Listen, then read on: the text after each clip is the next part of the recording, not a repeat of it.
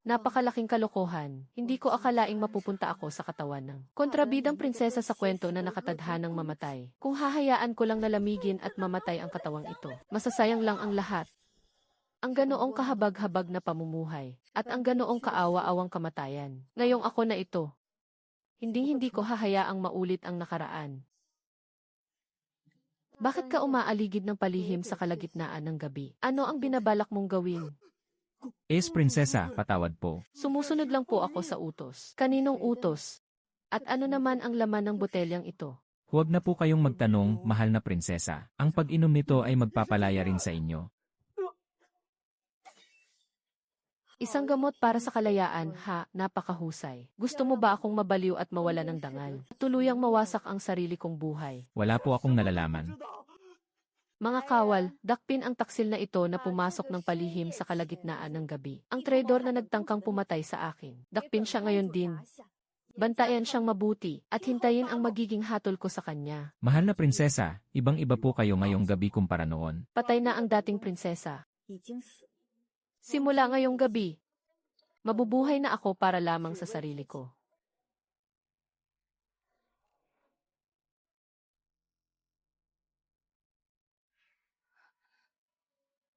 Mahal na prinsesa, talagang binalak po ba kayong saktan ng taong iyon?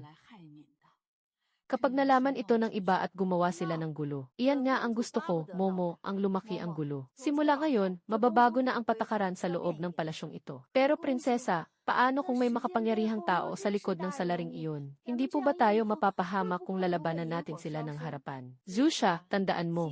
Kapag mas nagpakita ka ng kahinaan, lalo ka lang nilang aapihin hanggang sa mamatay ka. Ang sinapit ng dating ako ang patunay niyan. Noon, nanahimik lang ang prinsesang ito at hinayaang tapakan ng kahit sino. At nakita niyo naman kung anong klaseng katapusan ang sinapit ko. Kaya simula ngayon, kung sino man ang mangahas na sumubok sa pasensya ko, ibabalik ko sa kanila ng doble. Kinjon, nandito po ako, agad kong imbestigahan ang buong pagkatao ng salaring iyon. Sino ang utak sa likod ng mga kilos niya? Imbestigahan mo ito hanggang sa huli. Masusunod po. Mahal na prinsesa, ang matandang aliping ito ay nag-alaga sa inyo mula pa noong bata kayo. At ang tanging inaasahan ko lang ay darating ang araw. Makatitindig ang mahal na prinsesa ng may dangal at pagmamalaki. Sa wakas, ngayong araw ay nasaksihan ko na rin ito. Mahal na prinsesa, naimbestigahan ko na si Shijen. Kalahating buwan na ang nakalipas ng palihim siyang lumabas ng mansyon upang makipagkita sa pinagkakatiwalaang tauhan ng konsorte. Ang konsorte na si Paik Singsi. Kailinis nga naman ang kanyang reputasyon bilang isang marangal na ginoo. Sa ibabaw ay tila walang kahit anong dumi o bahid. Ngunit sa likod ay hindi niya matanggap ang isang asawang itinuturing niyang tinik sa lalamunan. Paik Singsi, nais mo ba talaga akong mamatay, ang prinsesang ito? Kung gayon, ako naman ang magbibigay sa iyo ng isang malaking regalo. Ang pamilya Pei, malaki ang inyong impluensya at malalim ang inyong ugat. Si Pei Shufu ay ang kasalukuyang punong ministro ng dinastyang ito. Hindi ba't dahil itinuturing niyang napakataas at napakalinis ng kanyang sarili? At labis niyang pinahahalagahan ang kanyang reputasyon. Kaya naman, sisirain muna ng prinsesang ito ang mukhang iyan.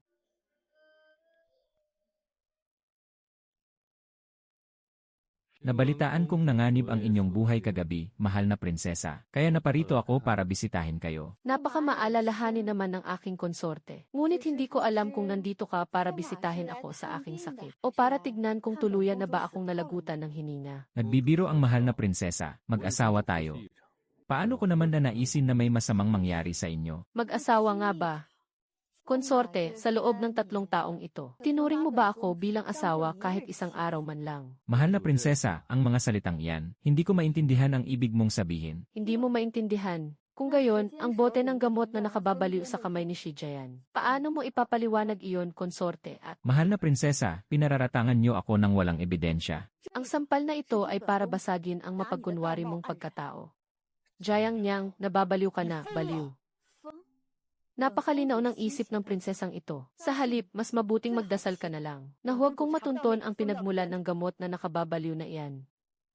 Ang mga tauhan ng konsorte ay nangangahas na maging bastos dito sa aking mansyon. Kinjon, palag ka rin ang mga walang modong aliping ito ng konsorte. 20 palo ng baston, palayasin sa mansyon. Ipinapatawag ng emperatrice ang punong prinsesa Chaoyang na pumasok agad sa palasyo. Tamang-tama ang dating nila. Nais ko rin namang pumunta sa palasyo para humingi ng katarungan.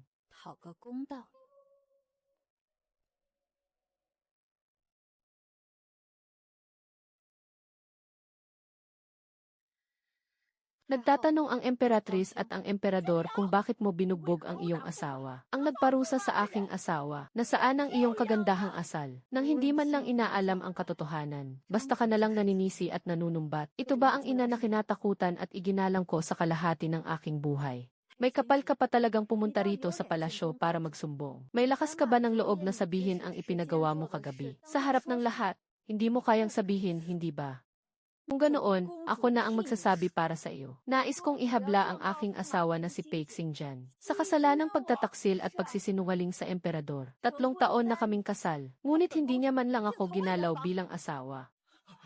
Jiang Rao, bilang isang prinsesa, paano mo nagawang sabihin ang ganyang nakakahiyang bagay? Kawalang-galang ba ang manatiling tapat at malinis sa loob ng 3 taon? Habang pinapahiya at binabaliwala ako, iyon ba ang nakakahiya? O ang pagsisinungaling ng aking asawa sa pamilya ng hari? At ang paglapastangan niya sa kapangyarihan ng palasyo? Mahal na emperatris, husgahan ninyo kami.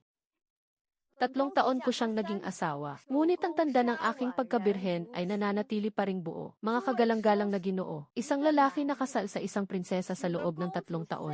Ngunit hindi man lang ito hinawakan. Ano ang ibig sabihin nito? Ate, ang ibig mo bang sabihin ay baog siya? Ako. Hindi ko lang talaga siya ginalaw. Hindi dahil baog ako.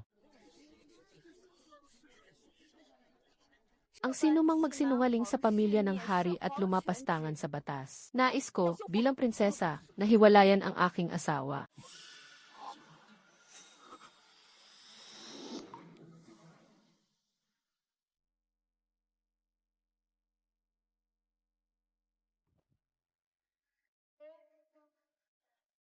Mahal na emperatris, malusog po ang pangangatawan ng consort. Wala pong anumang diferensya sa kanya.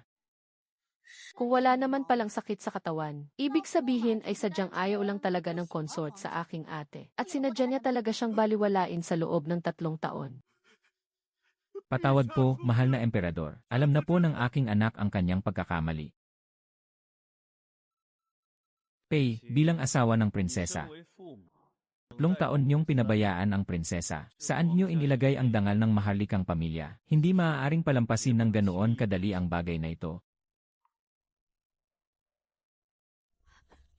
Mahal na prinsesa, maaari naman po nating pag-usapan ito ng maayos. Bakit kailangan ninyong maging ganito katigas ang loob? Nais ko lang namang linisin at itapon ang mga malas na bagay na ito. Ano naman ang masama roon? Kung nanghihinayang si Ginang Pei, malaya ninyo silang pulutin at iwi. Simula sa araw na ito, hindi na muling makatatapak ang sinumang miyembro ng pamilya Pei sa aking palasyo, kahit isang hakbang. Alam na alam ng prinsesa na hindi sang-ayon ang aking ikalawang kapatid. Pero nakiusap pa rin kayo sa mahal na emperador na ipakasal kayo sa kanya. Pinilit ninyo siya sa bagay na hindi niya gusto. At ngayon, gagamit kayo ng ganitong paraan para sirain ang kanyang reputasyon. Hindi ba't napakalupit naman yan? Malupit. Nang mag-utos ang kapatid mo sa kalagitnaan ng gabi para pilitin akong uminom ng lason. At noong tinangka niyang bawiin ang aking buhay. Bakit hindi mo sinabing malupit siya? Pinalaya ko na siya. Dapat pang ang magpasalamat ang buong pamilya ninyo sa akin. Huwag ninyo akong sisisihin kung ipapakita ko sa inyo kung ano talaga ang ibig sabihin ng tunay na pang-aapi. Mahal na prinsesa, hindi ba kayo natatakot na magtanim ng galit ang pamilya Pei at maghiganti sa inyo balang araw? Iyan mismo ang gusto ko, ang magalit sila sa akin ng husto. Para sa isang tanyag na pamilyang mas pinahahalagahan ang kanilang mukha kaysa sa sarili nilang buhay. Ang pinakakinatatakutan nila ay ang mapahiya sa harap ng lahat. Nagsisimula pa lamang ako. Mahal na prinsesa, nagkakagulo na po ang pamilya Pei ngayon. Pinag-uusapan na sila ng buong palasyo at ng mga opisyal. Tuluyan nang nawasak ang kanilang dangal bilang isang tanyag at marangal na pamilya. Wala pa iyan sa simula. Ang pamilya Pei ang unang hakbang ko lamang para sirain ang larong ito. Ito ang aking unang hakbang. May utos ang prinsesa na huwag makipagkita sa kahit kanino mula sa aming pamilya, ngunit ang matandang ito Ay maghihintay rito.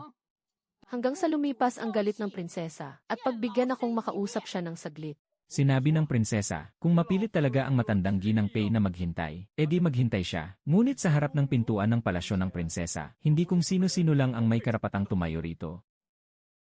Matandang ginang Pei, gagamitin niyo ba ang inyong edad para pilitin ang prinsesa na sumunod sa gusto niyo? Kapag nalaman ito ng iba, lalabas na ang mahal na prinsesa pa ang nagmamalupitan sa kanyang mga nakatatanda. Tuwing may mga okasyon at bumibisita ang prinsesa sa inyo, kung hindi kayo nagdadahilan, nagkakasakit-sakitan kayo, na parang diring-diri kayong makita siya. Ngayong araw, bakit biglang gumaling ang inyong sakit at mukhang napakalakas na muli ng inyong mga binti? Hindi ba ito ang ina ni punong ministro Pei? Bakit siya mismo ang nagpunta sa palasyo ng prinsesa para humingi ng tawad? Hindi niyo ba nabalitaan?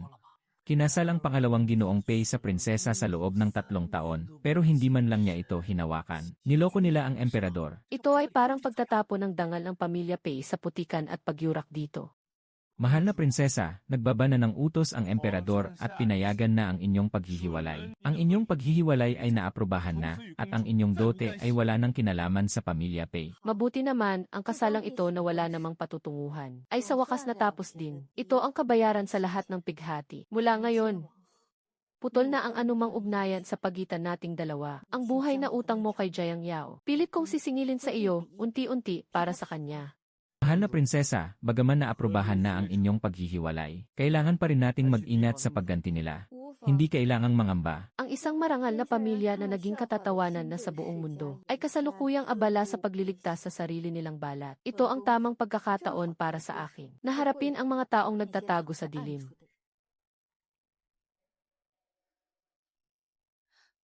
Ako po si Liu Yin, isang ordinaryong mamamayan na naglalakas loob na humiling na makaharap ang mahal na prinsesa. Mahal na prinsesa, nabalitaan ko po ang nangyari sa inyo ni Ginoong Pei. Nagsusumamo po ako, mahal na prinsesa, maawa po kayo. Pakawalan niyo na po si Ginoong Pei. Binibining Liu, wala naman tayong pinagsamahan kailanman. Ngunit nagpunta ka rito ngayon para lamang makiusap para sa aking dating asawa. Tunay ngang napakaasikaso mo. Si Ginoong Pei, siya ay napakapagmataas at mayabang, kaya hindi niya matatanggap ang ganitong uri ng kahihiyan. Kung may natitira pa pong kaunting pagtingin ang mahal na prinsesa sa nakaraan. Ngunit nagtataka ako. Noong nabubuhay pa si Jiang Yao, palagi kanyang pinagbibigyan, at inalagaan ka pa nga bilang kanyang kapatid. Paano mo naman naatim? Napanoorin siyang unti-unting mabaliw sa sobrang panggigipit, at mamatay ng kalunos-lunos, mahal na prinsesa, hindi ko po maintindihan ang inyong sinasabi. Ang inyong lingkod at si Jiang Yao ay palaging naging malapit sa isa't isa. Mula ngayon, binibining Liu, kilalanin mo muna kung sino ang pinaglalaruan mo sa mga pag-arte mo. Bilang prinsesa, pinapayuhan kitang lumayo sa pamilya Pei mula ngayon. At higit sa lahat, lumayo ka rin sa akin. Kung hindi, ikaw ang susunod na masisira ang pangalan. Mahal na prinsesa, mukhang mahina at kaawa-awa ang Liu Yin na yan. Ngunit napakatulis at mailason ang kanyang mga titik. Ang mga magaling magkunwari ang siyang pinakamahirap harapin. Pumunta siya rito ngayon para sa 2 bagay. Una, para subukan ako. At pangalawa, para magkaroon ng reputasyon bilang isang tapat na mangingibig sa madla. Ngunit sa kasamaang palad, hindi na ako ang dati. Jiang Yao na sunod-sunuran at basta-basta na lamang niyang nakokontrol. Jiang Yao, naging usap-usapan ang iyong gulo sa buong lungsod. Dinungisan mo ang dangal ng maharlikang pamilya. Sa tingin ko, kailangan kitang ihanap ng panibagong mapapangasawa upang maituwid ang iyong ugali at matuto kang mag-isip bago kumilos. Gusto nilang gumamit ng isa pang kasal para muli akong kontrolin at itali sa kanilang mga kamay. Ngunit hindi ko nahahayaang maulit pa ang nakaraan. Lubos pong nagpapasalamat ang inyong lingkod sa pagmamalasakit ng mahal na emperatris. Ngunit kamakailan ko lamang nakamit ang aking kalayaan mula sa hiwalayan at kung magmamadali akong magpakasal muli. Kapag nalaman ito ng madla, sasabihin nilang pinipilit ng maharlikang pamilya ang prinsesa na magpakasal at pinahihirapan ang sarili nilang kadugo. Bukod pa roon, sira na ang aking pangalan sa labas ngayon. Sinong pamilya pa ang mangangahas na pakasalan ako? Kung ipipilit ng mahal na emperatris na ipakasal ako at mapunta muli ako sa maling tao, hindi ba't magiging tampulan na naman ng katatawanan ang maharlikang pamilya? Ikaw, ginagawa ko lamang ito para sa ikabubuti mo. Ang lakas ng loob mong sumagot sa akin ng ganyan. Hindi po, wala po akong ganoong lakas ng loob. Nais lamang po ng inyong lingkod na protektahan ang maharlikang pamilya at pangalagaan ang dangal ng mahal na emperatris. Sana po ay pag-isipan ninyong mabuti, mahal na emperatris. Narito na ang mahal na emperador, mahal na ina. Sa pagkakataong ito, naging matagumpay si Chaoyang sa paglalantad ng panlilinlang ng pamilya Pei sa trono, at masasabing na iligtas niya ang buong imperyo mula sa isang malaking banta. Ang iba pang mga usapin ay hindi naman madalian. Gusto akong kontrolin ng Emperatrice. At nais naman akong gamitin ng aking kapatid na emperador. Mukha silang magkasundo sa labas, ngunit magkaiba ang kanilang niloloob. Ito ang nagbibigay sa akin ng pagkakataon upang makagawa ng paraan. Ang kailangan ko lang gawin ay ang manatiling nakatayo sa pagitan ng dalawang naglalakihang puwersang ito. At unti-unting patatagin ang aking sariling posisyon. Ang bawat tao rito sa loob ng palasyo ay gustong gawin akong isang sunod-sunurang piyesa sa kanilang mga kamay. Ngunit mas pipiliin kong maging tagapaglaro kaysa sa maging piyesa.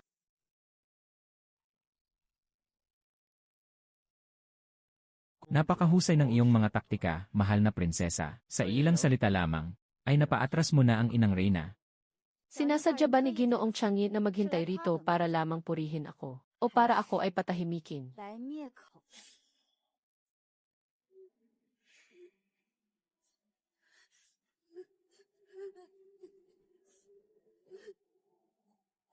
Pupugay, mahal na prinsesa. Malingdaan ang tinatahak niyo, mahal na prinsesa. Tila may nakita akong hindi ko dapat nasaksihan.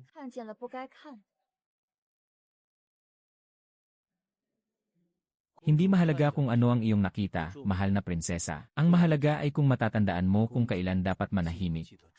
Kung nais ko kayong patahimikin, matagal na sana kayong wala sa mundong ito, mahal na prinsesa. Ako ang nakasalubong ninyo noong nakaraan, at maaari ko sanang kunin ang buhay ninyo, mahal na prinsesa. Ngunit hindi ko ginawa. Naisip mo ba, mahal na prinsesa, kung bakit? Dahil sa tingin inyo, Ginoo, ay may pakinabang pa ako. Matalino ka nga, mahal na prinsesa. Sa palasyong ito, ang inang reyna ang may hawak ng kapangyarihan, habang ang emperador naman ay nangangamba. At ang mga makapangyarihang pamilya ay pilit na humahadlang. Kung nais mong mabuhay at makabawi, mahal na prinsesa, kailangan mo ng isang kakamping may sapat na lakas. Ginoo, sa mga pananalita ninyo, tila ba matagal ninyo na? Akong minamanmanan. Ang binabantayan ko ay ang taong kayang gisingin ang nananahimik na tubig na ito. Ang ginawa mo noong paglilitis, mahal na prinsesa, ay labis kong hinangaan. Ginoo, nasa inyo ang buong kapangyarihan sa palasyo. Anong klase ng kakampi ang hindi ninyo makukuha? Bakit ako pa ang napili ninyo? Isang piyesang nais ng itapon ng lahat dito. Dahil pareho tayo, mahal na prinsesa. Tayo ang mga taong ayaw magpaubaya na maging hamak na piyesa lamang sa larong ito. Kung nais mong malaman, mahal na prinsesa, kung paano nga ba namatay si Jiangyan, at kung sino ang tunay na nagmamanipula sa likod ng lahat. Sa piging sa palasyo pagkalipas ng 3 araw, hihintayin ko ang iyong kasagutan. Mas marami palang alam ang piyesang ito kaysa sa aking inaasahan. May natuklasan ng prinsesa. Noon, nais ipalaglag ng prinsesa ang bata sa kanyang sinapupunan, at uminom siya ng gamot pampalaglag. Ngunit palihim itong pinalitan ng gamot pampatibay ng pagbubuntis. Ang nagpalit ng gamot ay itinuro ang may sakit na babaeng katabi ni Liu Yin.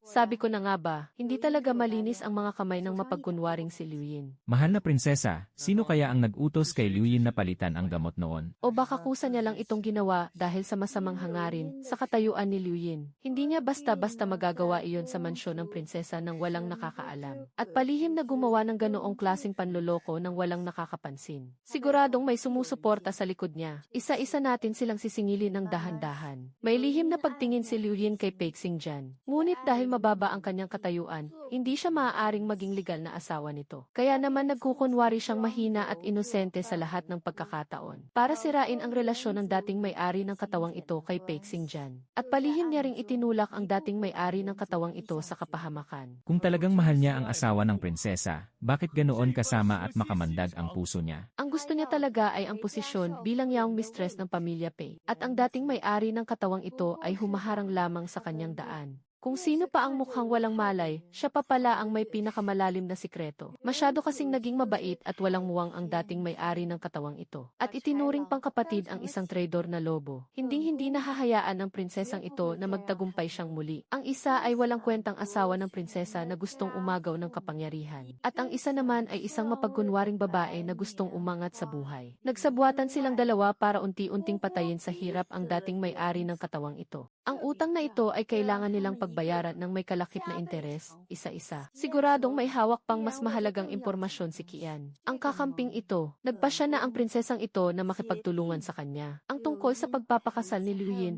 pati na ang maruming transaksyong naganap sa dilim. Dahan-dahan ko kayong ibubunyag at babalatan ng buhay.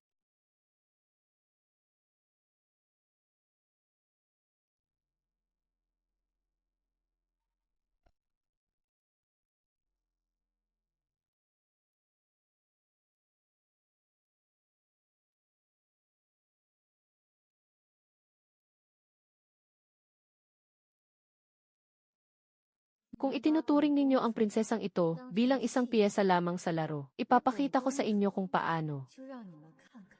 Ang isang simpleng piyesa ay kayang magpataob sa buong laro. Ang gabing ito ang simula ng formal na alyansa namin ni Qian. Sinabi ng Ginoo na alam niya ang katotohanan sa likod ng pagkamatay ni Jiangyan. Handang makinig ng mabuti ang prinsesang ito. Sa pagkamatay ng prinsesa, si Liu Yin ang galamay na nasa ibabaw. Ngunit may mas malalim pang utak sa likod ng mga pangyayari. Nasasangkot dito ang hidwaan sa pagitan ng Dowager Empress at ng mga tanyag na pamilya. Nagkasundong palihim ang Dowager Empress at ang mga pamilyang ito, at ginamit ang kasal ng dating may-ari ng katawang ito ng isang kasunduan. Lahat kayo ay ginagamit lamang. Nauunawaan na ba ngayon ng prinsesa kung bakit ko sinabi? Magkasama na tayo sa isang bangka ngayon, hindi ba? Ginoo, ipinagkatiwala mo sa akin ang ganoong kahalagang bagay. Hindi ka ba natatakot na baka ipagkanulo kita agad sa iba? Hindi iyon gagawin ng mahal na prinsesa, dahil nasa isang bangka na tayo. Ang nais kong pabagsakin, at ang nais ng mahal na prinsesa na. Paghigantihan ay iisa. Kaya naman ang alyansang ito, tinatanggap ko ang alyansang iyan. Mula ngayon, makukuha nating dalawa ang ating mga hangarin, at magkasama nating pagtatagumpayan ang labang ito.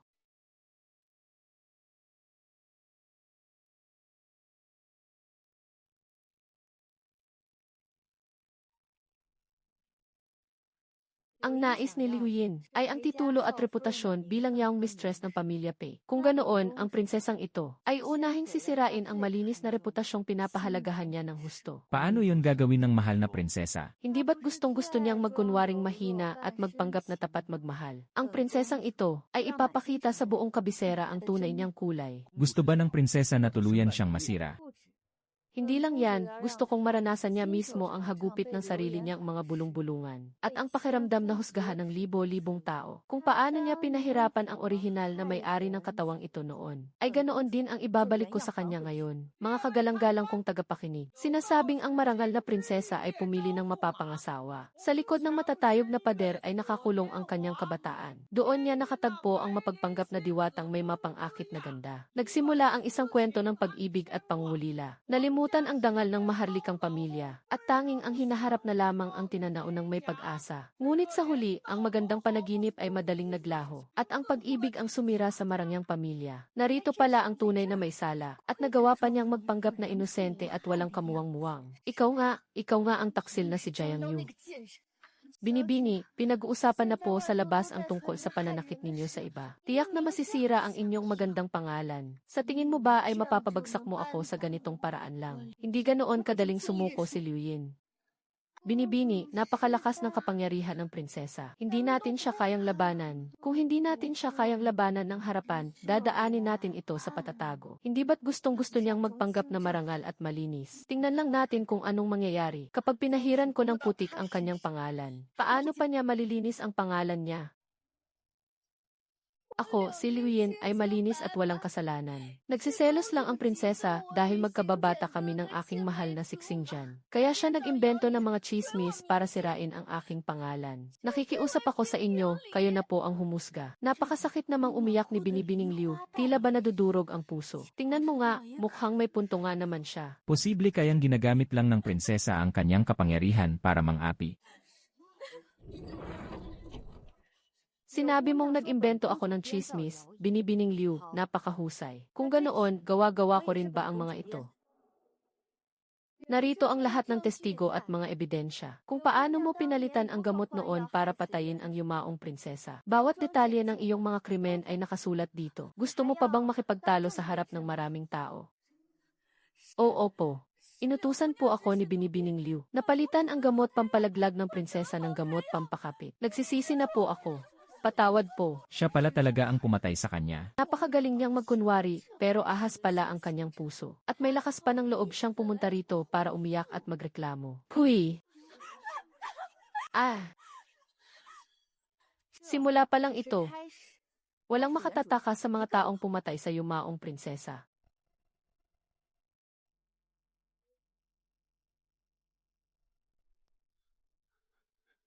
Si Yoner, siya.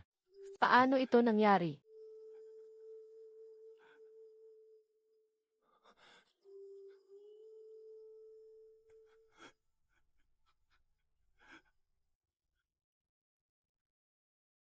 Kasalanan mo ito dahil pinabayaan mo ang prinsesa dahil lang kay Liu Yin. At nagdulot ka ng ganito kalaking kapahamakan. Ngayon, dahil sa'yo, tuluyan nang nalugmok ang pamilyang Pei sa ganitong kalagayan. Ko ang nagpahamak sa prinsesa, at idinamay ko pa ang pamilyang Pei. Huli na ang lahat. Kung nakita mo lang sana ng mas maaga ang totoong kulay ng Liu Yin na yan, hindi sana aabot sa ganito ang pamilyang Pei. 3 henerasyon ng karangalan, nasira sa iyong mga kamay.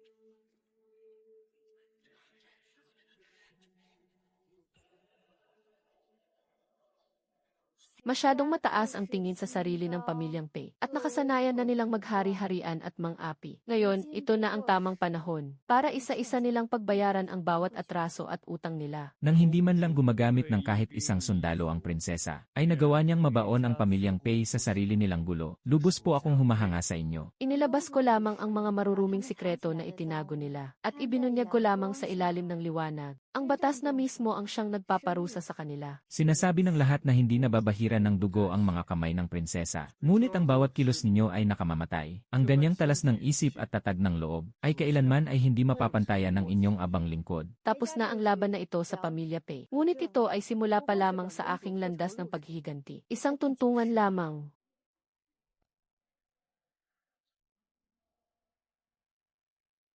Magmadali kayo, ihayag ang aking dekreto. Masyadong naging mapangahas ang mga kilos ng prinsesa nitong mga nakaraang araw. Ito ay isang malaking kawalan ng paggalang sa palasyo. Parusahan siya na pumasok sa palasyo upang pagnilayan ang kanyang mga kasalanan sa loob ng 1 buwan. Mahal na prinsesa, ginagamit ito ng biyudang emperatris upang kayo ay pabagsakin. Kapag pumasok kayo roon, magiging madali na para sa kanila na kontrolin kayo. Huwag kang mabahala, Momo. Nais akong ikulong ng biyudang emperatris. Ngunit gagamitin ko ang sarili niyang patibong laban sa kanya. Gusto akong ikulong ng emperatris sa loob ng palasyo. Mayroon ba kayong plano ukol dito, Ginoo? Ngayong araw, naging malapit ang pakikipag-ugnayan ng biyudang emperatris sa ilang mararangal na kababaihan mula sa mga makapangyarihang pamilya. Malaki ang kanilang pinaplano, ang pagpasok niyo sa palasyo upang pagnilayan ang inyong mga kilos. Ang ibig ninyong sabihin, Ginoo, ay mas paborable pa nga ito sa atin, upang mas mabantayan ko ng malapitan ang bawat galaw niya. Mabuti naman at nauunawaan nyo, mahal na prinsesa, ang mga lihim nating tauhan sa loob ng palasyo, ay ako na mismo ang mag-aayos para sa inyo. Sabihin mo sa akin, ano nga ba ang balak samantalahin ng emperatris at ng mga makapangyarihang pamilya sa pagkakataong ito? Emperatris, akala mo ba ay nakulong mo na ako? Hindi mo alam na ang bawat kilos mo ay matagal nang nakalantad. Sa aking mga mata,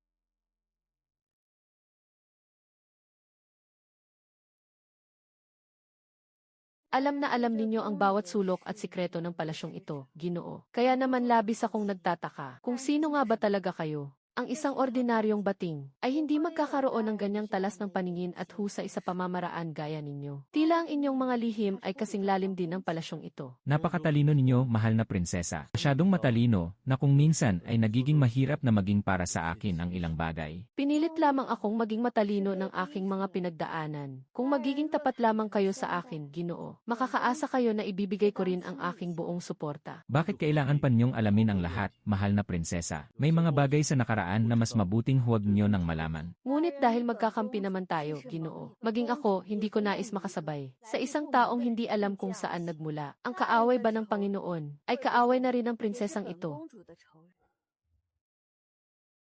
Hindi ba natatakot ang mahal na prinsesa sa aking nakaraan? Na baka madamay ka lang? Matagal na akong bahagi ng larong ito. At ako ang pinakadapat na mamatay. Ano pa ba ang dapat kong katakutan? Dati, may tahanan din ako. May sarili ring pangalan. Ngunit ang mga tao sa palasyong ito ang sumira sa lahat ng mayroon ako, at ginawa akong ganito ngayon. Isang nilalang na hindi tao at hindi rin multo. Kung gayon, kaya ba nananatili ang Panginoon sa malupit na lugar na ito at nagtitiis ng hirap? Ay para sa pagdating ng araw, na masingil ng may interes ang lahat ng ipinagkakautang nila sa akin noon. Ang iyong paghihiganti, ako mismo ang magpapatupad nito para sa iyo. At ang aking buhay, ay ikaw naman ang magtatanggol. Hindi masama ang kasunduang ito.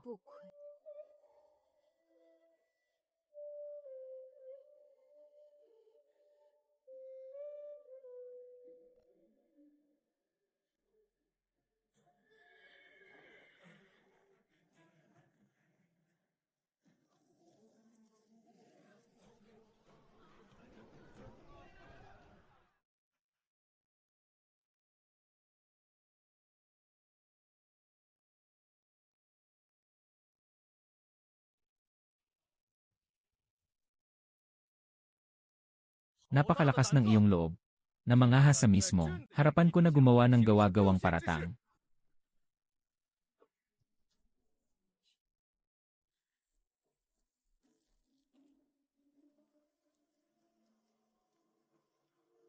Inang Emperatrice.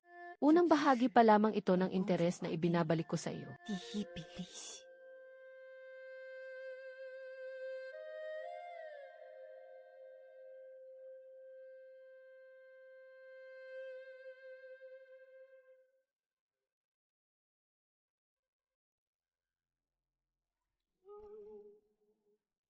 Inang Emperatrice, hindi ganoon kasimple ang Prinsesa Chaoyang gaya ng nakikita sa kanya. Kamakailan ay hindi pabor sa atin ang ihip ng hangin sa palasyo. Tiyak na may nagpapakilos sa kanya sa likod ng mga eksena. Batid ko rin na kahit hindi pa ganoon kalakas ang batang iyon, ay nangangahas na siyang lumaban pabalik. Hindi siya dapat manatiling buhay. Kailangan nating gumawa ng paraan para tuluyan siyang maligpit. Bakit pa kailangang mag-aksaya ng pagod? Iparatang lang natin ang krimen ng paghihimagsik at pakikipagsabuatan sa kaaway upang tuluyan na siyang masira magpakailanman.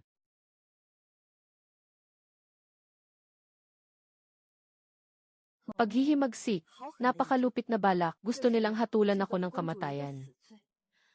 Hinayaan lang ng dating may-ari ng katawang ito na paslangin siya ng kalunos-lunos. Ngunit sa pagkakataong ito, sisiguraduhin kong ang mga nagplano nito ang babagsak sa sarili nilang bitag. Kapag napatunayan ang paratang ng paghihimagsik laban sa iyo, mahal na prinsesa, hinding-hindi ka na makababangon pa. Nais nila akong idiin sa kasalanan. Ang prinsesang ito, ang siyang magbabalik ng duming ito sa kanya mismong mukha. Nais akong idiin ng Reyna Ina sa isang huwad na paratang. Kaya siguradong may ginawa siyang peking ebidensya. Kagalang-galang na opisyal, alam mo ba kung saan nakatago ang bagay na iyon? Isa itong huwad na liham sa pagitan ng prinsesa at ng dayuhang kaharian. Nakatago lamang ito sa palasyo ng Reyna Ina. Magandang paraan iyan. Kung ganoon, gagamitin ng prinsesang ito ang sarili niyang patibong laban sa kanya. Kilos na ayon sa plano. Huwag kayong mag-alala, mahal na prinsesa. Gagawin ko po ito agad. Reyna Ina, akala mo ba ay mapapatay mo ako gamit ang isang huwad na sulat? Pwes, gagamitin ng prinsesang ito ang huwad na sulat na iyan para pabagsakin ka.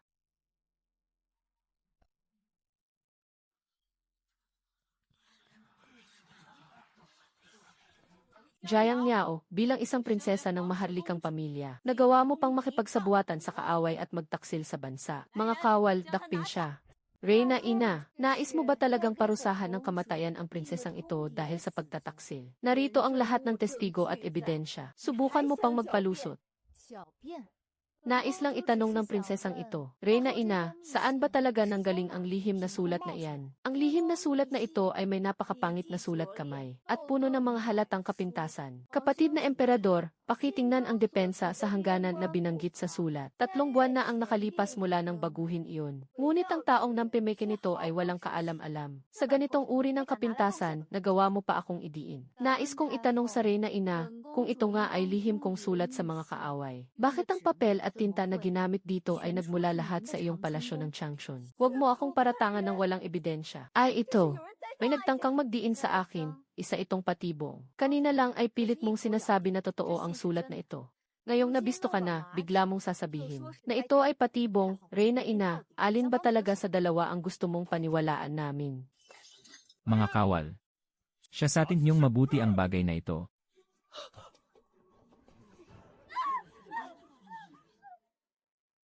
Nabawasan na naman ng isa ang mga pumatay sa tunay na prinsesa. Reyna Ina, ikaw na ang susunod.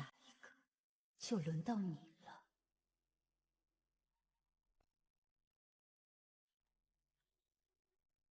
Ginoo, paulit-ulit mo akong tinutulungan. Oras na para may gawin naman ang prinsesang ito para sa iyo.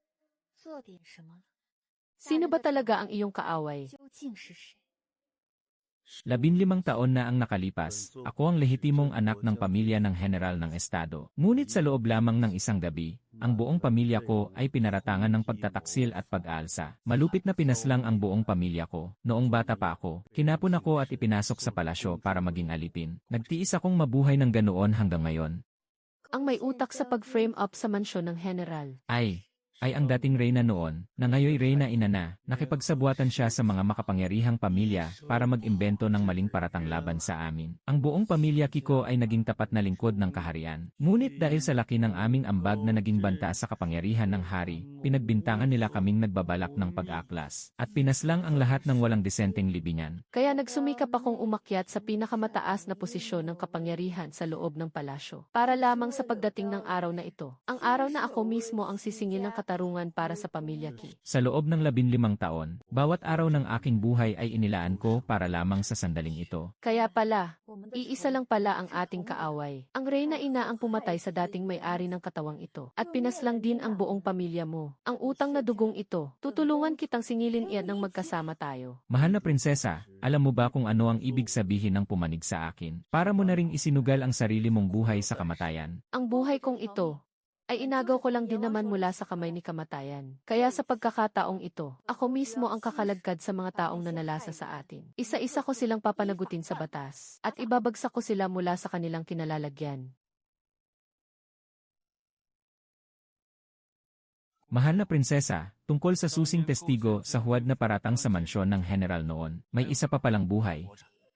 Kasalukuyan siyang nagtatago sa labas ng lungsod gamit ang ibang pangalan. Mabuti naman kung ganoon, mas madali ang laban kung buhay pa ang testigo. General Qin, siguraduhin mong may uwi mo siya ng ligtas dito. Siya ang pinakamahalagang alas natin para mapabagsak ang reyna ina. Ngunit prinsesa, tiyak na ipapahanap din siya ng reyna ina para ipapatay. Kailangan nating maunahan sila bago pa huli ang lahat. Masusunod po, aalis na ako agad. Magdala ka ng maraming tauhan. Tiyakin mong buhay siyang makakarating dito. Dahil kapag may nangyaring masama sa kanya, hindi na kailanman malilinis ang pangalan ng mansyon ng general. Noon, ang reyna ina ang mismong pumilit sa akin na magsinungaling at gumawa ng huwad na pahayag para pagbintangan ang mansyon ng general na nakikipagsabuatan sa mga kaaway. Sa nakalipas na mga taon, gabi-gabi akong hindi pinatutulog ng aking konsensya. Handa akong sabihin ang buong katotohanan.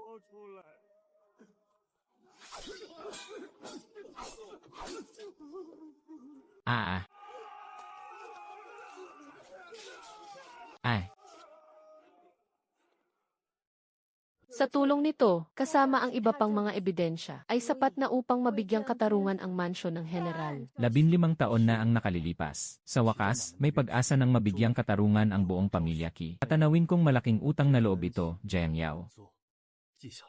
Hindi na kailangan. Ang paghingi ng katarungan para sa mga namatay ng walang kasalanan, ay sadyang tungkulin ko naman bilang isang prinsesa. Chaoyang, pumasok ka. Nabalitaan kong napapakalapit ka raw kay Qi Changin na mula sa inner court. Tinulungan po ako noon ni Qi Changyin na linisin ang aking pangalan mula sa maling paratang ng pakikipagsabuatan sa kaaway. Lubos na nagpapasalamat ang iyong kapatid sa kanyang kabutihan. Kaya paminsan-minsan ay nagkakausap lang kami. Masyadong nag-aalala ang aking kapatid. Alam mo ba kung ano ang kanyang pinaplano sa loob ng palasyong ito? At kung gaano karaming lihim na motibo ang kanyang itinatago? Masyadong mangmang ang iyong kapatid. Ang alam ko lang ay may utang na loob ako sa kanya. Tungkol naman sa ibang bagay, hindi na nangangahas pang makialam ang iyong kapatid. Chaoyang, ikaw ay aking kapatid. Kaya natural lang na ang kabutihan mo ang nais ko. Subalit, bilang isang prinsesa, mas makabubuting huwag ka nang makialam sa mga bagay na ito. Tatanimin ko sa aking isipan ang inyong mga turo, kapatid ko. Aking kapatid o aking kapatid. Nais mo akong gamitin para pabagsakin ang emperatris at ang mga makapangyarihang pamilya. Ngunit sa kabilang banda, takot ka namang lumakas ang aking kapangyarihan. Ang ganyang uri ng dobleng pamumulitika ay tunay na napakasakim. Nagsisimula ng matakot ang emperador sa atin. Ang nais niya ay isang sandatang masunurin, at hindi isang kakamping maaaring maging banta sa kanyang trono. Sadyang ganyan ang takbo ng isip ng isang emperador. Gagamitin tayo kapag kailangan, at basta na lamang itatapon kapag tapos na. Kailangan nating gumawa ng sarili nating paraan upang makaligtas, lalo pang nagiging kapana-panabik ang larong ito. Sa ganyang uri ng katatagan at talino, mahal na prinsesa, kung isinilang lamang kayo bilang isang lalaki, marahil ay nyanig mo na ang buong mundo. Ano naman ang pagkakaiba kung lalaki o babae? Ang larong ito ng buong mundo ay kaya ring laruin ng prinsesang ito. 15 taon na ang nakalilipas, ang buong sambahayan ng General ng Kaharian ay naging tapat na mga bayani. Ngunit pinagbintangan sila at sinabotahe na nakikipag-ugnayan sa kaaway. Kaya naman buong pamilya nila ay walang awang pinaslang. Ngayong narito na ang lahat ng mga saksi at ebidensya. Isinasamo ko sa inyo, mahal na hari, na muling buksan ang kasong ito upang malinis ang pangalan ng mga tapat na lingkod. Ang dakilang general, noong binabantayan niya ang hangganan para sa ating kaharian, ay nag-iwan ang napakaraming tagumpay sa digmaan. Kung totoo ngang sila ay pinagbintangan lamang. Ito ay isang napakalaking kawalang katarungan sa ating kaharian. Nakikiusap ako, mahal na hari, na imbestigahan ito ng husto hanggang sa dulo. Kiyin!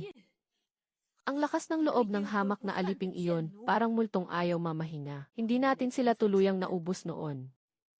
Kaya ngayon ay nagbunga ito ng malaking sakit sa ulo. Dahil sa salaysay ng matandang babaeng iyon. Kasama pa ang mga dating tauhan ng palasyo ng general. Mukhang hindi na natin kayang takpan ito. Bakit ka natatakot? Ilang dekada ko nang pinamumunuan ang loob ng palasyo. Kaya bakit ako matatakot sa isang halos patay na eunuko? Iparating mo ang aking utos sa aking mga tauhan. Gawin ninyo ang lahat para ibaon sa limot ang kasong ito. Dahil gipit na sila, tiyak na gagawa sila ng desperadong hakbang. Kasunod nito, siguradong may gagawin silang marahas at mapanganib. Kailangan nating maging handa sa lahat ng posibleng mangyari. 15 taon ng pagtitiis. Para lamang sa araw na ito, sa pagkakataong ito, pagbabayarin ko siya ng sarili niyang dugo. Hindi lang siya, 不只是他， kundi pati ang mga makapangyarihang pamilyang nasa likod niya, at pati na rin ang taong nakaupo sa tronong iyon. Ang aking kapatid na naghihintay lang na makinabang sa labanang ito. Ako mismo ang tatapos sa larong ito ng tadhana hanggang sa huli. 下到最后， Kian, kapag tapos na ang lahat ng ito, ano ang gusto mong gawin? Hindi ko alam. Marahil, sa unang pagkakataon, mabubuhay naman ako para sa sarili ko.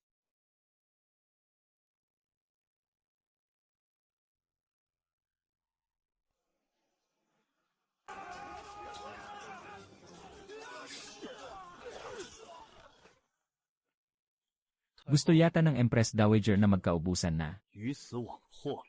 Mahal na prinsesa, ang mga mamamatay taong ito ay may dalang mga sagisag mula sa palasyo ng Empress Dowager. Malinaw at hindi maitatangi ang ebidensya. Napakalakas ng loob niya.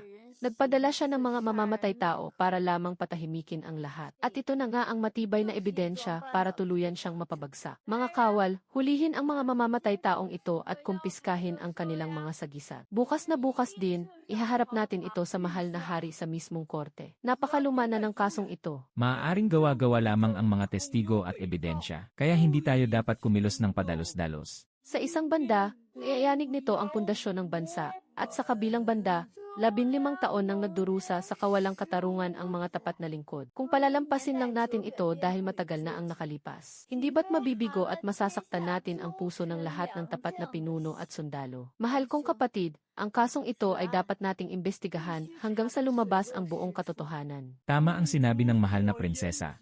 Ang mga tapat at bayani ay pinagbintangan ng walang sala. Isang malaking kawalang katarungan na hindi mapapatawad ng langit. Nakikiusap ang inyong lingkod, kamahalan, na muling buksan ang paglilitis. Muling bubuksan ang paglilitis bukas. Ako, na inyong matandang lingkod, ay handang tumestigo rin. At kasama ang matitibay na ebidensyang hawak nating dalawa. Sapat na ito upang tuluyan siyang mapabagsak. 15 taon. Bukas. Ang naghihinagpis na kaluluwa ng mahigit 300 pamilya ko sa angkan ng Qi. Ay sa wakas ay makakapagpahinga na ng mapayapa. Sasamahan ka ng prinsesang ito na masaksihan ang paglilinis sa inyong nadungisang pangalan. Xiao Yao. Maraming salamat sa iyo. Handang tumestigo ang abang mamamayang ito, kahit kapalit pa ang aking buhay. Ang mga ebidensya noon na nag-aakusa sa mansyon ng general ng pagtataksil sa bayan, ay pawang gawa-gawa lamang. May pumilit sa akin na magsinungaling at magbigay ng huwad na pahayag. Ang nag-iisang pahayag ng isang matandang alipin. Paano iyon paniniwalaan ng ganoon na lamang? Isang sabi-sabi lang. Kung ganoon, paano naman ang mga lumang libro ng kwenta at mga talaang ito? Pati ba ang mga lihim na sulat na ito ay sasabihin ninyong gawa-gawa lang din? Kagalang-galang, ang mga ebidensya na mismo ang nagsasalita. Hindi mo na ito maikakaila pa. Napakalinaw at hindi mapasusubalian ang mga ebidensya. Tunay ngang pinagbintangan lamang ang mansyon ng general noon. Ang kasalanan ng pagtataksil at pag-aakla sa bayan ay pawang paninirang puri lamang. Ang mag-imbento ng kasalanan para ubusin ang isang tapat na pamilya. Sino ang may gawa ng ganito kasamang krimen? Imbestigahan ng lubos, walang kahit isa. Na dapat makatakas, inang Reyna. Panahon na para pagbayaran mo ang dugong dumanak sa iyong mga kamay. Ang susunod nating hakbang ay ang harapin at papanagutin ang inang Reyna. Tama. Ang apoy na ito ay ako mismong prinsesa ang gagamitin para tupukin maging ang kanyang trono. Ang nag-utos sa akin na gumawa ng huwad na salaysay. Ay walang iba kundi ang mahal na Reyna noong panahong iyon. Siya ang may gustong pumatay sa general ng ating kaharian. Matanda, alam mo ba? Kung gaano kabigat na kasalanan ang magbintang sa inang emperatrice, handa kong itaya ang aking buhay. Na bawat salitang sinasabi ko ay pawang katotohanan. Matagal na ring hiram ang buhay kong ito. Kaya hindi ko nakatatakutan ang mamatay. Hindi lang ang pagbintang sa pamilya ng general ang kasalanan ng inang emperatrice. Ginamit pa niya ang kasal ng aking kapatid para sa isang kasunduan. Para pilitin si Prinsesa Qingqian. At kamakailan lang, gumawa pa siya ng peking liham ng pagtataksil para idiin ang aking kapatid. Ang lahat ng ito ay may malinaw at matibay na ebidensya. Ang mag-akusa sa mga tapat, ang pilitin ang isang prinsesa na magpakamatay, at ang magbintang sa mahalikang pamilya, ito ay talagang nakakapanghilakbot. Ilang dekada kong pinamunuan ang likod palasyong ito. Pero matatalo lang pala ako sa kamay ng isang prinsesa at isang bating. Ang mga taong pinatay mo, at ang mga tapat na pinagbintangan mo, narito na ngayon para singilin ka. Jiang Yong, wala ka namang pinagkaiba sa dating mahina at api-apihang si Chaoyang. Mali ka, nagbabago ang tao, lalo na ang mga taong itinulak sa pader. Inang Emperatrice, tapos na ang masasayang araw mo.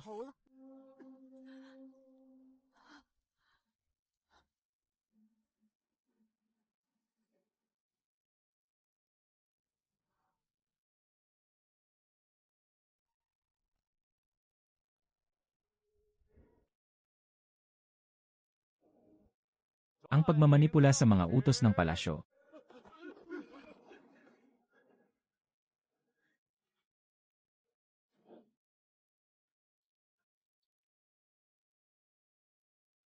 Sa wakas, natapos na rin ang laban na ito. May mata ang langit. Ang buong pamilya ng tapat na general, sa wakas ay nalinis na rin ang pangalan. Napakagaling talaga ni Prinsesa Chaoyang. Nagawang mapabagsak maging ang pinakamakapangyarihang inang emperatrice. Ama, ina, kuya. Nalinis na rin ang inyong mga pangalan. Maaari na muling mamuhay ng may dangal ang pamilyang Qi. Ang katapatan ng pamilya ng general ay laging maaalala sa kasaysayan. At ang mga taong nagpahirap sa kanila ay nakamit na ang nararapat na parusa. Sila ay maaari ng mamahinga ng payapa. Bumagsak na ang inang emperatrice. Nasingil na rin ang kanyang mga kakampi. Na ipaghiganti na ang karamihan sa mga atraso sa dating may-ari at sa pamilya ng general. Jian Yong, kung wala ka, kung ako lang mag-isa, baka hindi ako nakarating sa kung nasaan ako ngayon. Sa simula pa lang naman, nasa iisang bangka na tayo. Kaya lang, hindi pa nakarating sa pampang ang bangkang ito. Ang ibig mong sabihin, ang emperador, Ang mahal na ina at ang mga makapangyarihang pamilya ay mga piyesa lang na nakikita sa laro. Ang totoong nagmamanipula at umaani ng lahat sa likod nito ay siya. Hindi pa tapos ang larong ito.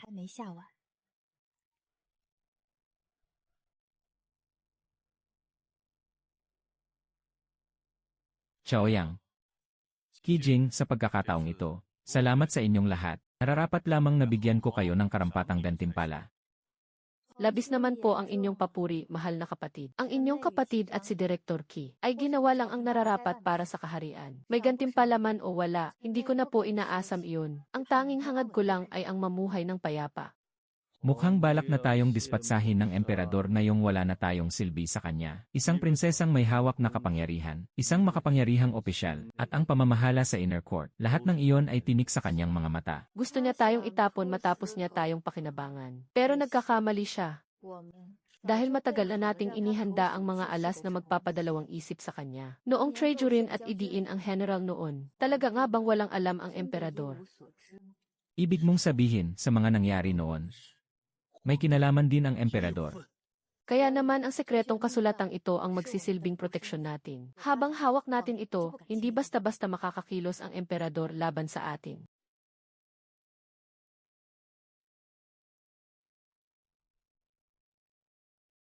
Si Qijing, bilang pinuno ng Inner Court, ay nangahas na dukutin ang prinsesa at kontrolin ang pamahalaan. Anong parusa ang nararapat sa kanya? Ang pakikialam ng prinsesa sa pamahalaan at ang pag-abuso ng eunuch sa kapangyarihan ay magdudulot lamang ng matinding kaguluhan sa kaharian. Nagsusumamo po kami, mahal na emperador, na parusahan sila ng marapat. Kung nais po akong parusahan ng aking kapatid, wala akong magagawa. Subalit bago yun, nais kong magtanong muli sa ngalan ng mansyon ng general na nagtanggol sa ating bansa. Sino nga ba talaga ang pinakanagnanais na maglaho ang pamilya ng general noon? Nakatala sa sekretong kasulatang ito ang madilim na katotohanan sa likod ng agawan sa trono noon. Nais mo po bang basahin natin ito sa harap ng lahat ng iyong mga opisyal at general upang magkaalaman na tayo ng lubusan? Zaoyang, ano ba ang pinagsasabi mo? Alam na alam ng ating kapatid na hari ang katotohanan. Ang kopyang ito ng mga lihim na dokumento at hindi lang iisa ang hawak ni Chen Mei. Kapatid na hari, wala kaming balak na kalabanin kayo. Ang nais lang naman namin ay malinis ng lubusan ang pangalan ng mansyon ng general at ang mabigyan kaming dalawa ng pagkakataong mabuhay. Kung palalampasin ninyo kami, ang lihim na dokumentong ito ay habang buhay na mabubulok sa tiyan ni Chen Mei. Napakalaki ng sakripisyo at kontribusyon ng prinsesa at ng kanyang tagahawak Celio. Ngayong nalutas na ang kasong ito at naparusahan na rin kayo.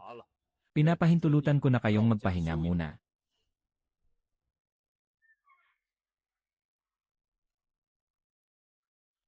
Punong Prinsesa Zaoyang, sa pagbubunyag mo sa mga taksil, paglilinis sa pangalan ng mga tapat, at sa malaki mong kontribusyon sa imperyo, binibigyan kita ng espesyal na pahintulot na magtayo ng sarili mong palasyo at makilahok sa pamamahala. At iginagawad ko sa iyo ang isang gintong medalya ng kaligtasan sa kamatayan. Ang prinsesa ay lubhang marangal at makatwiran. May taglay na pambihirang talino at tapang, tunay na isang malaking biyaya sa ating imperyo.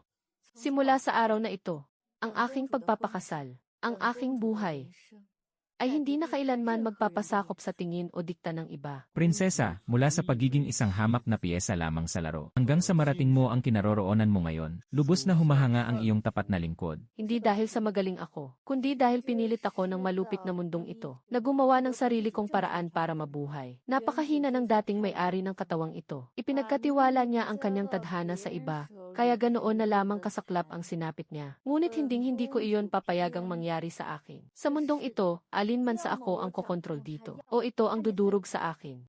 Natatakot sa atin ang emperador, pero wala siyang magagawa para saktan tayo. Dito sa loob ng korte ng palasyo, sa wakas ay may matatag na tayong kinalalagyan. Simula pa lamang ito. Kasunod nito, papanagutin ko ang lahat ng mga nagtaksil at nagpahirap sa dating may-ari ng katawang ito. Pati na rin ang mga nanakit sa iyo. Isa-isa ko silang pagbabayarin.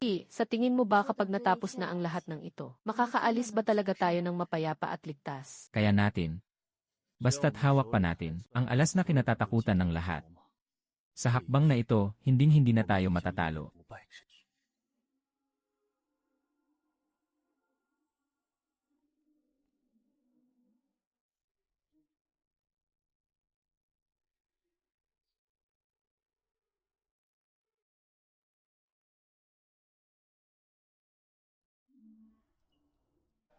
Tingnan nyo, siya ang pangalawang Ginoong Pei. Napakarangal niya noon, pero nagtiwala sa taksil, kaya napatay ang una niyang asawa. Idinamay pa ang buong pamilya niya sa kapahamakan. Prinsesa, alam kong wala akong mukhang maihaharap sa inyo. Gusto ko lang humingi ng tawad ng personal sa inyo, at sa orihinal na may-ari ng buhay na ito. Nabulag ako. Nagkamali akong magtiwala kay Luyin, kaya nagawa ko ang mga bagay na yon. Sa huli, ang pinrotektahan ko lang pala ay ang kasinungalingan ng isang magandang ahas. Karapat dapat akong mamatay ng paulit-ulit.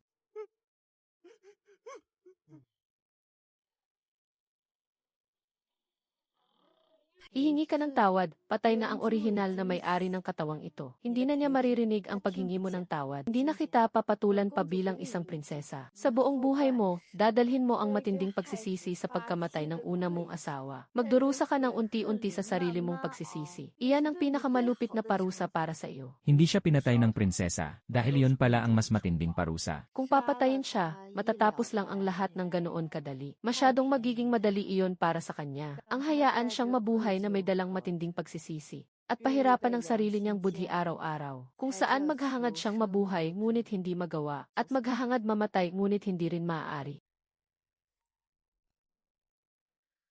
Luyin, kumuha ka ng buhay ng tao, at ng paratang kagamit ang huwad na ebidensya. Malinaw at matibay ang mga patunay laban sa iyo. Hintayin mo ang hatol ng batas sa iyo, hindi. Hindi ako papayag. Bakit ang hampas lupang si Jiang Yuan ay nakatayo sa itaas? Samantalang ako, mabubulok at mamamatay rito sa loob ng kulungan. Gusto ko lang namang makasal kay Kuya Xingjian. Gusto ko lang makuha ang posisyong iyon. Paano ako humantong sa ganitong kalagayan?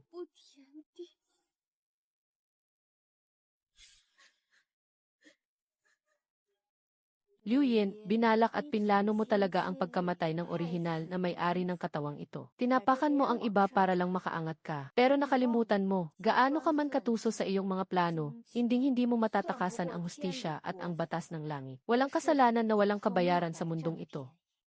Ang buhay na kinuha mo sa orihinal na may-ari, dapat mo nang pagbayaran ngayon.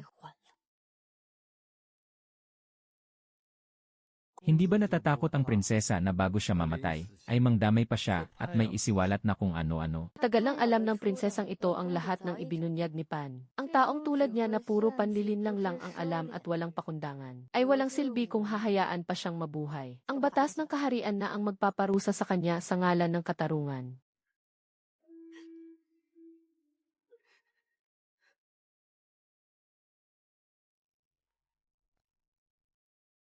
Zhaoyang, ang lahat ng pang-aaping tiniis mo, at ang kawalang katarungang sinapit mo, akong mismong prinsesa, ay ipinaghiganti na kita sa lahat ng ito. Ang reynang ina na nagpahirap sa iyo, at si Liu Yin na iyong tagasilbi sa kasal. Walang kahit isa sa kanila ang pinalampas ko. Napakapait ng naging buhay mo.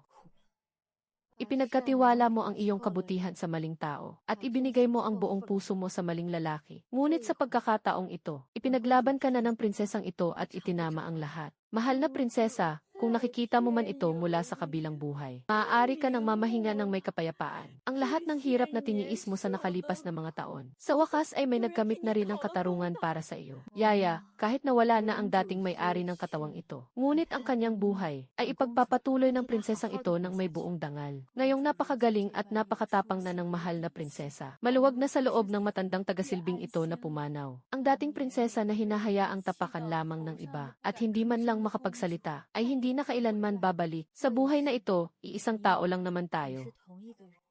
At sa tatahakin nating landas, mabubuhay ang prinsesang ito ng may buong dangal at tapang para sa iyo. Sa susunod na yugto ng aking buhay, mabubuhay ang prinsesang ito ng malaya at walang pumipigil.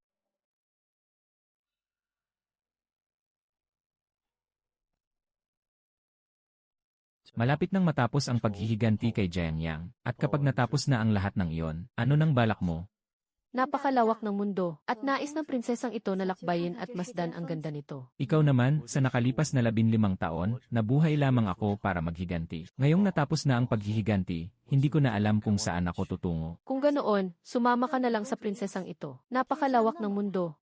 Tiyak na may lugar na tatanggap sa atin. Sa ganitong kalagayan ng aking katawan, hindi ako karapat-dapat na mangarap ng kinabukasan kasama ang mahal na prinsesa. Bilang prinsesa, ang pinahahalagahan ko ay ang mismong pagkatao mo. Ang iyong mabuting kalooban, ang iyong paninindigan, at hindi ang mga mabababaw na bagay sa mundo.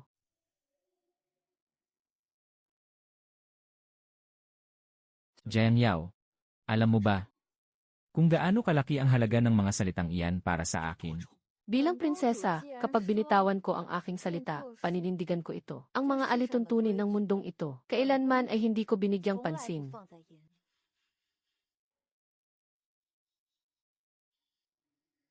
Tungkol sa Maginoo ng mahiwagang mundo, marahil ay may nakatago pang isang panaginip na sapat para baguhin ang lahat. Panaginip.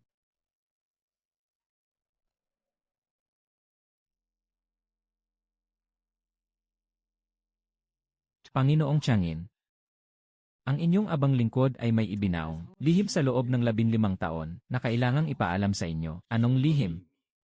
Sana ay patawarin muna ako ng Panginoon sa kasalanan ng aking paglilihim. Ang lihim na ito ay itinago ko sa loob ng 15 taon, at gabi-gabi akong hindi makatulog ng payapa. Ngayong araw, nang makita kong nilinis ng aking Panginoon ang pangalan ng pamilya Qi, doon lamang nagkalakas loob ang inyong abang lingkod na sabihin ang totoo. Noong pumasok sa palasyo ang Panginoon noong araw, bata pa po kayo noon, dahil sa utang na loob ng inyong abang lingkod sa kabutihan ng tahanan ng general, ay itinaya ko ang aking buhay upang gumawa ng paraan. Ipinadala sa silid silid parusahan, at ang pinarusahan ay ang isa pang batang namatay sa sakit. Aking Panginoon, hindi po kayo kailanman sumailalim sa parusang pagkakapon. Ang inyong katawan ay buo, malinis, at malusog. Impossible. Sa mga nakalipas na taon, inilihim ko ito sa inyo, aking Panginoon, dahil sa takot na dahil sa inyong kabataan ay hindi nyo ito maitago, at magdulot lamang ito ng inyong kapahamakan. Sa mga taong iyon, labis po kayong nagdusa, aking Panginoon. Totoo ba ang lahat ng sinasabi mo? Itataya ng inyong abang lingkod ang aking buhay.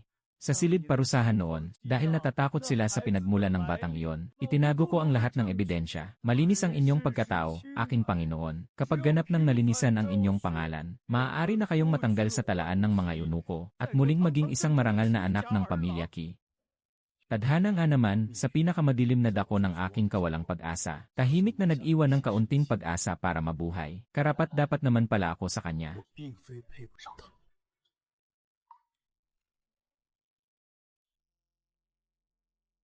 Ipinagkakaloob ko, sa ngalan ng pagiging kabalyero, ang lupain at lumang mansyon ng pamilya sa ika-4 na distrito.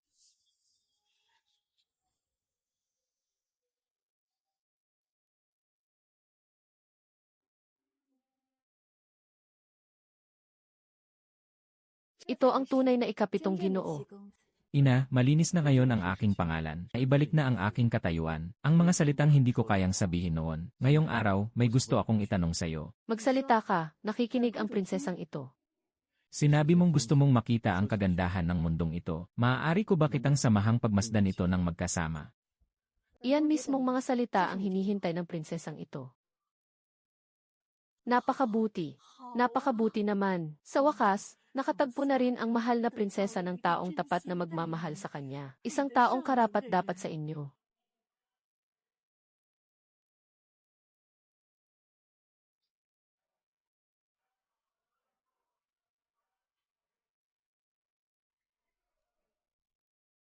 Zaoyang, napakalaki ng iyong mga naging ambag sa kaharian. Nais kong hanapan ka ng isang magandang mapapangasawa para masiguro ang iyong karangalan at kayamanan. Kasama sa maharlikang pamilya, ngunit ang kapatid kong hari na ito ay gusto pa akong ipapatay kani-kanina lang. Ngunit sa isang kisap mata, sinusubukan na naman niya akong bawiin. Nais lang naman niyang gamitin muli ang matalim kong patalim, upang muling mapasakamay niya. Ang kabutihang loob ng aking kapatid na hari ay buong pusong tinatanggap ng iyong kapatid. Ngunit nais ng iyong kapatid na mamuhay para sa sarili sa nalalabing bahagi ng aking buhay. At ayaw ko nang masangkot sa mga gulo sa palasyo. Ang kasal ng iyong kapatid ay siya mismo ang magpapasya. Alam mo ba yan? Ang pagtanggi sa aking kabutihang loob ay nangangahulugang pagharap sa mabigat na kahihinatnan. Basta't ibalik ng aking kapatid na hari ang lihim na dokumento at palayain ako. Magiging mapayapa ang buong mundo magpakailanman.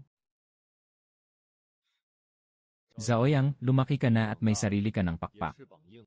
Hindi pa rin sumusuko ang emperador. Gusto ka pa rin niyang gawing sandata sa kanyang mga kamay. Dahil sa lihim na dokumentong iyon na nakabitin sa ating atching ulo. Kung saktan niya tayo kahit katiting, ibubunyag ng prinsesang ito sa buong mundo. Ang lumang kwento ng iligal na pag-agaw niya sa trono. Ito ang ating tanging paraan para protektahan ang ating sarili. Masyado ka nang nahirapan nitong mga nakaraang taon. Mula ngayon, ako naman ang magpoprotekta sa iyo.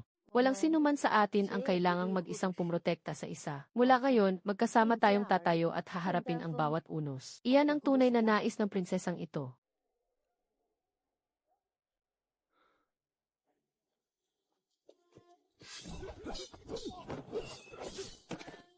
Mahal na prinsesa, hindi ko po kayo binigo. Walang kahit isa sa kanila ang nakatakas. Bumagsak na ang mga makapangyarihang angkan. May nangangahas pa ba talagang lumaban ng patayan hanggang huli? Mabuti na rin iyon.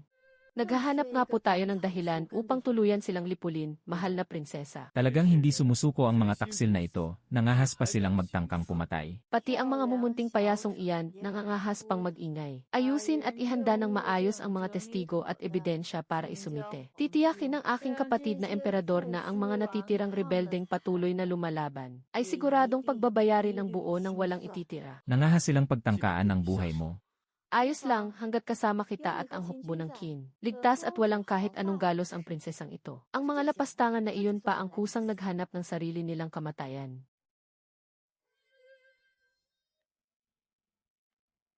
Sa ngalan ng langit, narito ang utos ng emperador.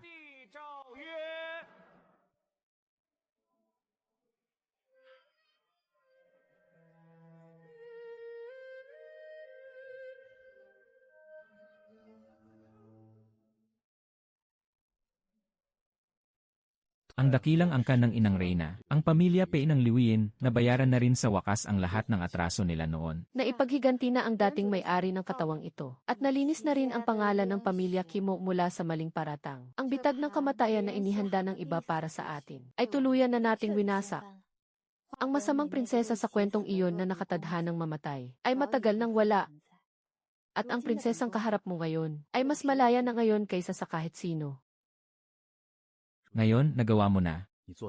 Hindi ko ito nagawang mag-isa. Nagawa natin ito dahil nagtulungan tayong dalawa. Noong una tayong magkita, inakala ko na maaari ding magkaroon ng liwanag sa landas na ito. Ito na lamang ang tanging natirang alaala mula sa lumang tahanan ng aking pamilya. Gusto ko sanang ako mismo ang magsuot nito sa iyo.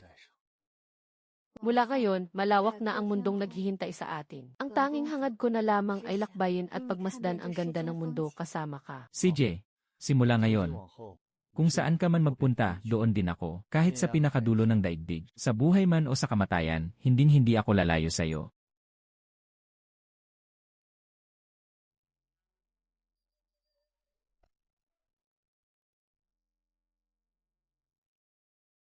Zaoyang, Ministro Qi. Ngayon na ang tamang panahon para pamunuan ang kaharian tungo sa ruwok ng tabumpay. Talaga bang balak ninyong umalis? Aking kapatid na emperador, ang tanging nais ko, ay hindi kailanman ang kapangyarihan. Halos buong buhay ko ay ginamit lamang akong piyesa ng iba na walang sariling kapasyahan. Ngunit ngayon, nais ko na lamang maging isang malayang tao. Nakamit na ni Cheniran ang kanyang paghihiganti. Nais ko na lamang iligtas ang lahat sa salot na ito, upang matahimik na ang natitirang buhay ko. Pinapahintulutan ko kayong magbitiw sa inyong mga tungkulin. Ngunit ang lihim na kasulatang iyon, Basta't pakitunguhan ng mabuti ng kapatid na emperador ang mga mamamayan at huwag nang magbalak ng masama. Ang lihim na kasulatang iyon ay mananatili na lamang na isang walang silbing papel na walang sinumang makakaalam kailanman. Kapatid na Chen, ingatan mo ang iyong sarili. Ang palasyong ito ay kumulong sa dating may-ari ng katawang ito sa buong buhay niya. At muntik na rin itong ikulong at ikamatay ko bilang prinsesa. Ngunit ngayon, sa wakas ay maaari na akong umalis ng hindi man lang lumilingon. Ang lihim na kasulatang iyon ay parang tabak na nakabitin sa ulo ng emperador. Ngunit ito rin ang kalasag na pumoprotekta sa ating lahat. Pareho tayong umatras ng isang hakbang, at lahat ay magiging masaya.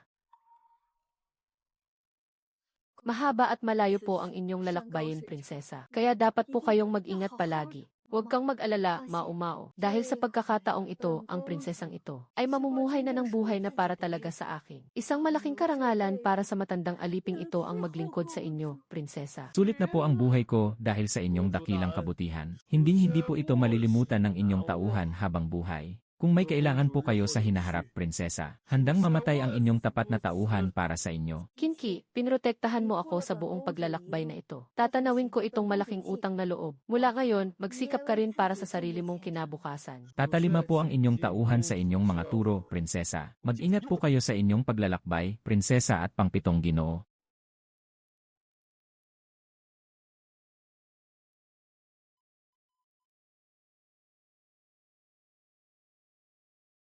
Saan mo gustong pumunta mula ngayon? Kahit sa dulo ng mundo, kahit saan ay maaari nating puntahan. Basta't kasama kita.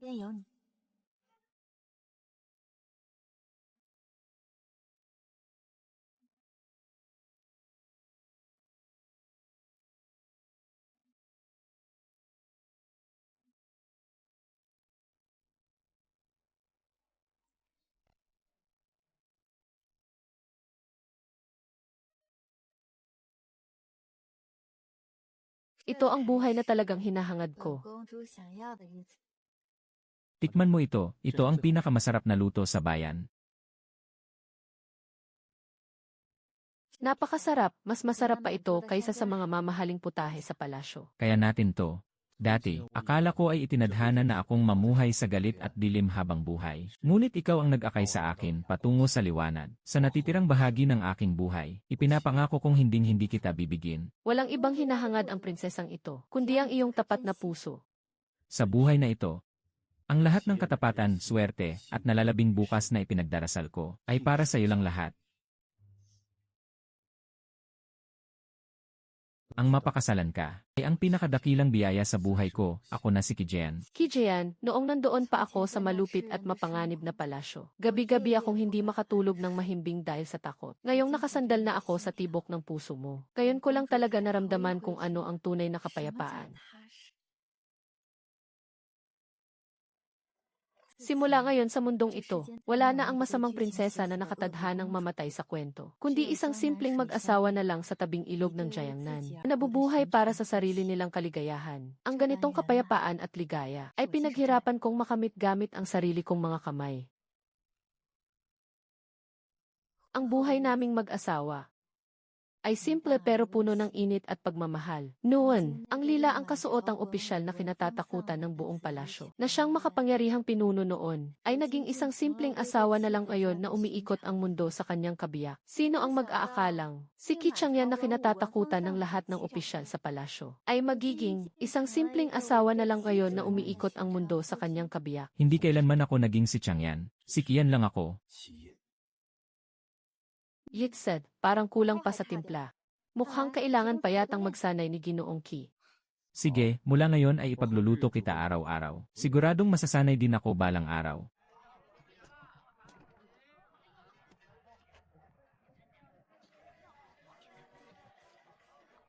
Noong maparatangan ng mali ang pamilya Kiko, 10 taong gulang pa lang ako. Sa loob ng 15 taong ito, hindi ko akalaing makararanas pa ako ng ganitong araw.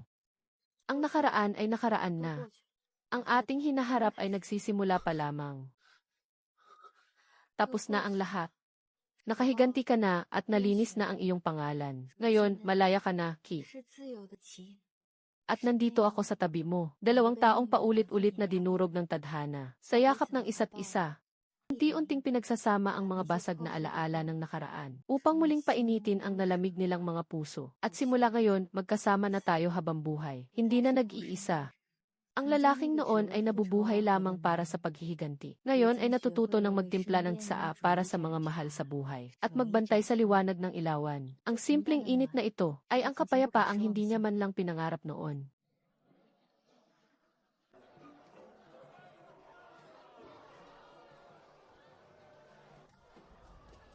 Mahal na Panginoon, may nag-imbestiga sa kinaroroonan niyo ng ginang. Sa kilos nila, mukhang sila ang mga natitirang tauhan ng mga pamilyang aristokrata noon. Alamin mo kung kanino silang tauhan. Nakaabang na po kami at mahigpit silang binabantayan. Mukhang may inaantay pa silang mga kasamahan. Ang lakas ng loob nilang puntiryahin ang aking asawa. Mukhang nagsasawa na sila sa kanilang buhay. Kapag natumba ang malaking puno, laging may mga unggoy na hindi matanggap ang pagkatalo. Nang gumuho ang mga makapangyarihang pamilya noon, hindi maiiwasang may mga nakatakas na nagtatanim ng galit. At dahil sila na mismo ang lumalapit, huwag nila akong sisihin kung hindi ko sila kaawaan. Gagamitin natin ang sarili nilang laro laban sa kanila. Painan natin sila para lumabas at saka natin ubusin ang lahat para wala nang muling manggulo sa ating kapayapaan sa hinaharap. Pero kailangan mo pa akong samahang harapin ang mga walang kwentang taong ito. Bilang mag-asawa, iisa na ang ating buhay, kaya huwag ka nang magsalita ng ganyan. Kayang-kaya ng isang prinsesang tulad ko na tapusin ang mga basurang iyan.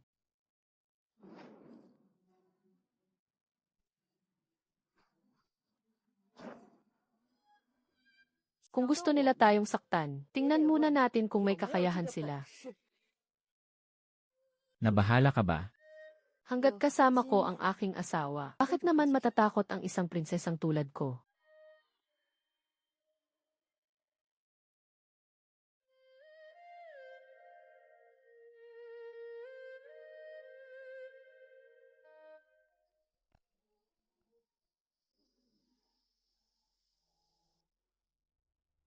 Talagang hindi na natuto ang mga natitirang rebeldeng ito. Dumating ang mga tropa sa tamang oras. Ipaubaya sila sa lokal na pamahalaan, kasama ang mga ebidensya ng pagpatay nila sa mga opisyal. Pati na rin ang pagtatago ng mga bangkay ng walang pahintulot. Parusahan silang lahat ayon sa batas. Masusunod po, aasikasuhin ko na agad ito.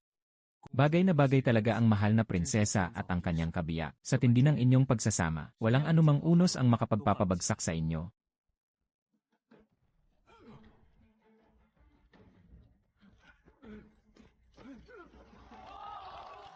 Simula ngayon, Wala nang sinumang makagugulo sa ating kapayapaan. Sa wakas ay makatutulog na tayo ng mahimbing ng walang inaalala. King Kuan, may pambihira kang galing sa pamumuno ng hukbo. Hindi dapat masayang ang talento mo rito. Hawakan mo ang liham na ito. Pumunta ka sa hangganan ng kaharian at bumuo ng isang marangal na kinabukasan para sa iyong sarili.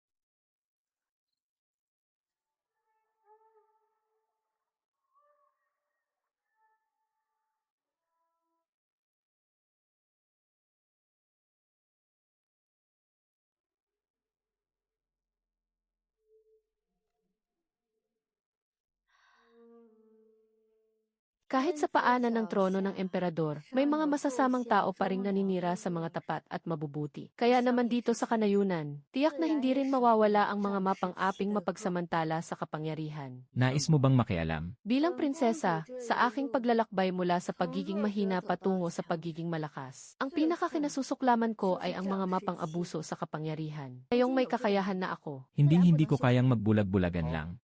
Sige, kung ano ang nais mong gawin, sasamahan kita. Maraming salamat sa inyong dalawa, aming mga tagapagligtas, sa pagtatanggol sa amin.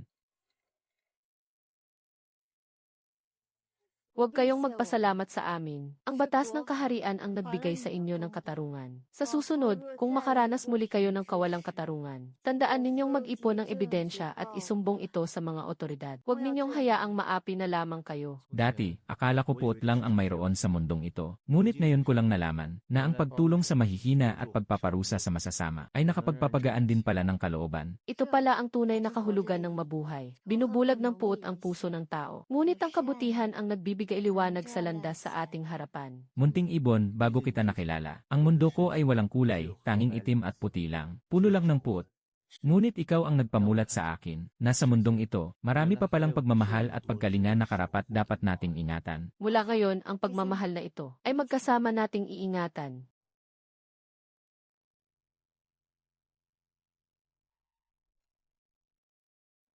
Para sa iyo, ano ang pinakamahirap mahanap sa mundong ito? Dati, akala ko kapangyarihan at paghihiganti. Ngunit ngayon ko lang nalaman na ang pinakamahalaga pala ay ang may makasama kang handang mabuhay at mamatay kasama mo. Kiz Hangyang, kailan ka pa natutong magsalita ng ganyan katamis?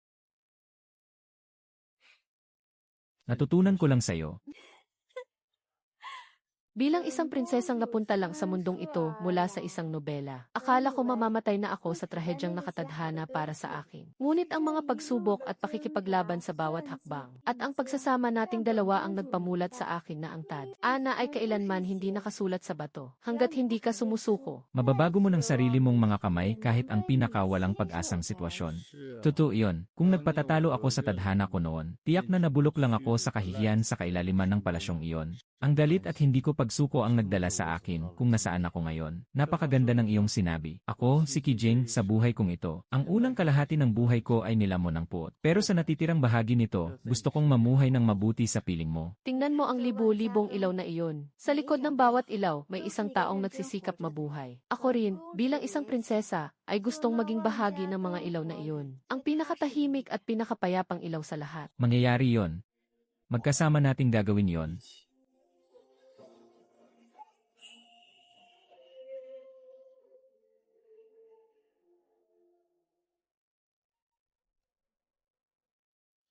Salamat dahil binalikan mo ang hustisya para sa akin. At salamat din dahil ipinagpatuloy mo ang mabuhay para sa akin. Ang lahat ng hirap na pinagdaanan mo ay isa-isa ko ng siningil para sa iyo. Walang kahit isang nagpahirak sa iyo ang nakaligtas. Masyado kang mabait at masyadong mahina. Ibinigay mo ang iyong puso sa maling tao at ipinakita mo ang kabutihan mo sa maling tao. Kaya ka humantong sa ganyang sinapit. Ako ang nagkamali. Hindi ko nakita ang tunay nilang pagkatao. Ngunit kahit wala ako, ipinaglaban mo pa rin ako at nanalo ka. Ang lahat ng panghihinayang ko sa buhay na ito ay naitama na dahil sa iyo. Mula ngayon, mangako kang mabubuhay ka ng masaya para sa iyong sarili.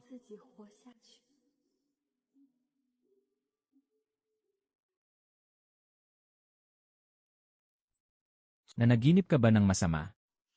Hindi. Isang napakagandang panaginip. Isang panaginip na tumapos sa lahat ng aking panghihinayang. Huwag kang mag-alala, Chaoyang. Ang landas na hindi mo natapos lakbayin, ay itutuloy ko ng buong tatag at tagumpay.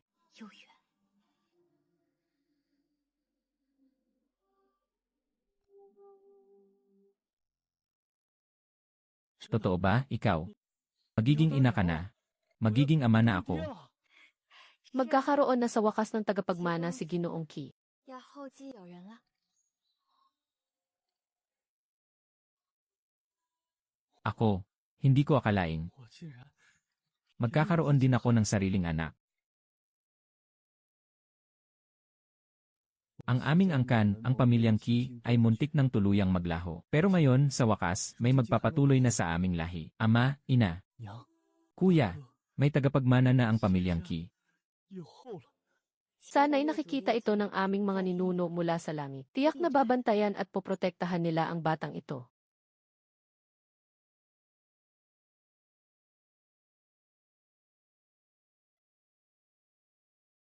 Jiangyang.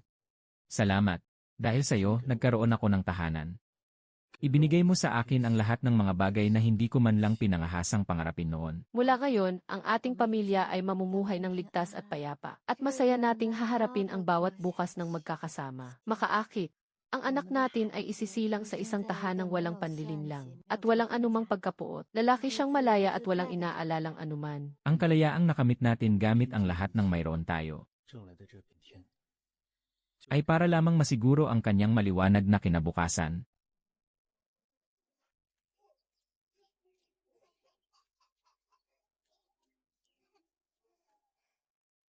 Itay, buhatin mo po ako ng mataas, hahaha.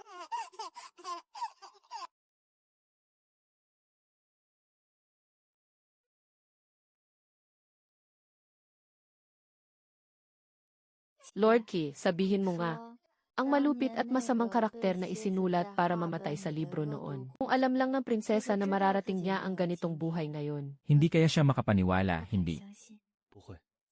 Dahil sa simula pa lamang, ay wala na siyang balak na tanggapin ang nakasulat na kapalaran sa kanya. Mahusay ang pagkakasabi mo. Ang pinakamalungkot na bagay sa mundong ito ay hindi ang mapunta sa gitna ng gipit na sitwasyon, kundi ang nasa ganoon ka ng kalagayan. Ngunit wala ka man lang lakas ng loob na lumaban kahit kaunti. Ha ha ha ha.